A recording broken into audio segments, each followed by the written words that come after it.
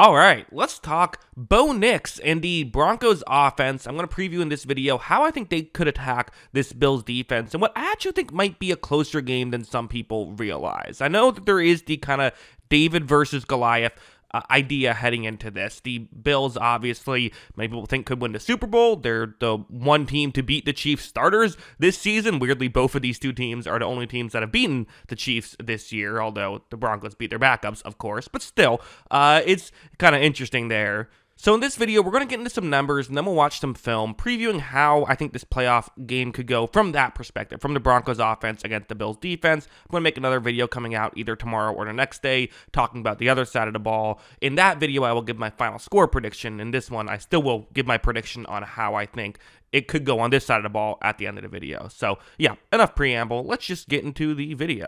First, let's look at some PFF grades.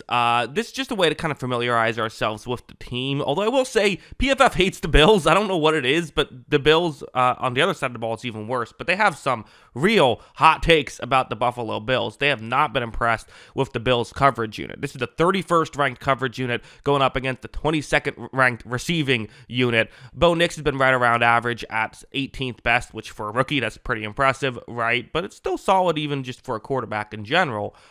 They also have the best pass blocking unit in football, according to PFF.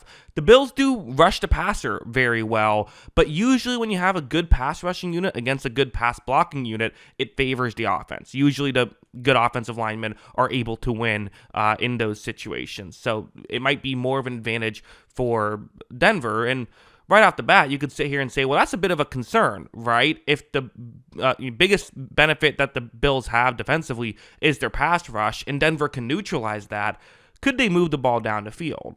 Also, the running game. So PFF isn't crazy about the Broncos running backs, but does like their run blocking, something I think is probably fair. The Bills, this is a weird thing where their EPA per play is actually really good when it comes to stopping the run, but PFF has not graded their run defense very good. So we'll get into that, but that's something interesting to talk about.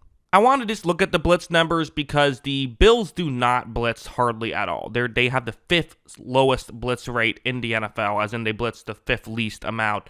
But you see for Bo Nix, numbers are pretty similar either way. They are slightly better when he's not blitzed, so okay, maybe a little boost there for the Broncos, but nothing crazy here. Looking at their numbers, what you're looking at here is each receiver's PFF grade and yards per route ran against man and then against zone. The Bills like their zone coverage. They will play some man, but really they want to play zone.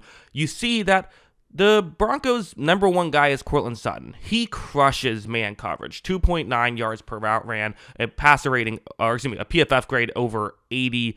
That's really good stuff. It's not like elite wide receiver play, but it's like maybe one step down from that. Really good stuff. Still an effective player against zone, but that you do kind of neutralize him when you play zone. The interesting thing is how many players they have that are actually just good against zone. Javonte Williams, the running back, is a good player against zone. Devon Vele is a good player against zone. Troy Franklin kind of struggles in both, to be honest, but Marvin Mims is really good against zone. You see that PFF grade, 74.1, is effective against man, though, as well.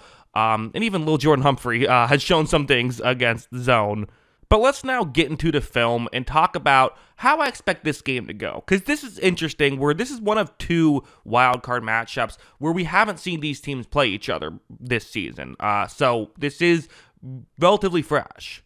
The first thing you have to think about for me, if you're a Bills fan who's maybe concerned about how this could go, would be something like this, the Rams game, which was just such a mess defensively for them. What went wrong here? Well, it's something that Sean Payton is going to try and do. Sean Payton and Sean McVay, their schemes are different, but they're not that different. There's a lot of similar things that they do, such as something like this, just a zone buster to try and have a receiver run a deep route, push the corner further deep, have another receiver try to get towards the sideline. As you see, Stafford runs his play action. That brings the linebackers to move in. Stafford rolls out a little bit, and you see there's a window, right? And this is what happened in that game that went so wrong for the Buffalo Bills, which no matter what metric you look at, they're not a great pass defense team. They just aren't.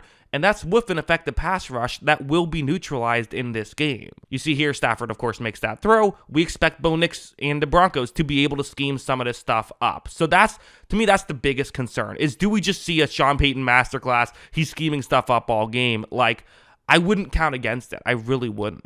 Because, I mean, going over to this play, like, the Broncos have been really good at this stuff all year. Like, they have. Something like this. It's a designed rollout towards the top of the screen. This is against the Chargers, who are a, very good defense. They do a lot of similar stuff, though, schematically to what the Bills do. You see here, Nix is going to roll out. There is going to be a window. Nix fires, and they're able to get a big completion. They had an all right day in that game, and they've had an all right day when they played mostly zone defenses. The Tampa Bay game earlier this year, Tampa Bay tried to play a lot of zone. It went horrible for them, right? So really, what the Bengals, they're not even playing in this game. What the Bills try and do, the Broncos are kind of built to beat.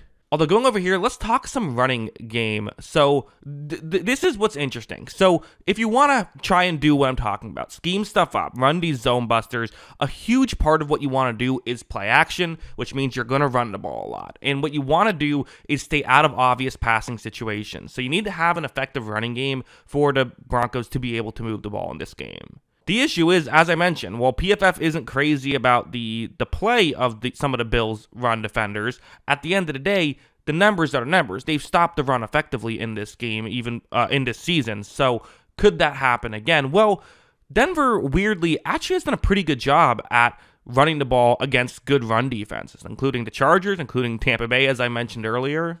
You see how I've highlighted where the running back is on this play. He's to Bo Nix's right. So usually what you would expect is he runs towards the offense's left, right? Except that's the blocking concept. You see how someone's going to pull from the offense's left to the offense's right. So 3rd down and 2, so that they're really just trying to make sure they get the 2 yards. But as you see, this is a really clever play call. It works. They're able to get the run towards the offense's right and not just pick up the 1st down, pick up a good amount of yards more than that. So while the Broncos' running game hasn't been exactly elite this season, it has been around middle of the road. And because of what they do schematically, they actually can get around even good run defenses. So that's what they're going to need to do. Is the game plan is pretty simple. Make sure you run the ball effectively, and then you can run play actions and run zone busters off of that. However, for Buffalo, let's go over here so this is a man coverage concept. It's a one-on-one matchup with Cooper Kupp. As you see, Stafford takes the snap. There's really a small window, but Kupp makes a great catch. It's a great throw from Matthew Stafford. So you can beat them if you just straight up play man coverage if there are obvious passing situations. But obviously, the odds of you doing that just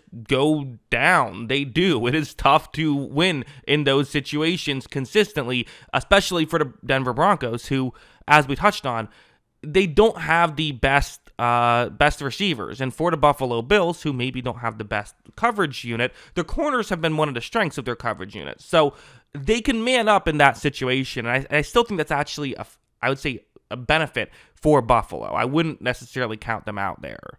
So for the Broncos, I don't think that this offense is dead in the water. In fact, I actually can really see upset potential with their offense because we'll preview the other side of the ball, the probable MVP going up against one of the best defenses in the league and how fun that should be. But this game could be won or lost on how the Broncos offense does.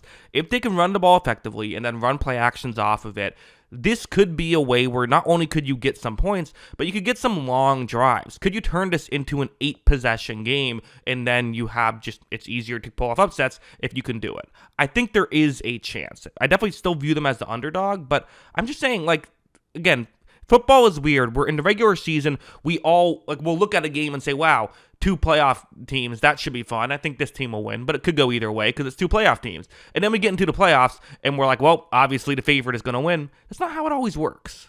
Okay, so final predictions here. The Broncos offensive points per drive on the year is right at 2 points per drive. The Bills defensive points per drive is 2.09.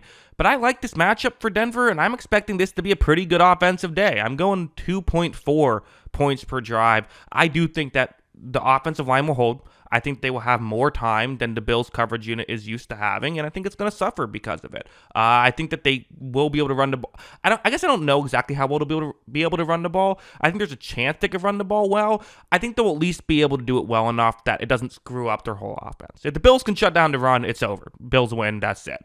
But really, even with 2.4 points per drive. The question is that enough against Josh Allen? The Broncos have a good defense, though. So do I think the Broncos are going to pull off the upset? Well, you'll have to stay tuned to my next video where I preview the other side of the ball and talk about what can happen. But those are my thoughts on this side of the ball. What do you think? What do you agree with? What do you disagree with? Am I being too generous on this Broncos team, or am I right that the Broncos maybe are getting slept on a little bit? Let me know your thoughts in the comments below. Always love hearing from ya. And of course, as always, thanks for watching.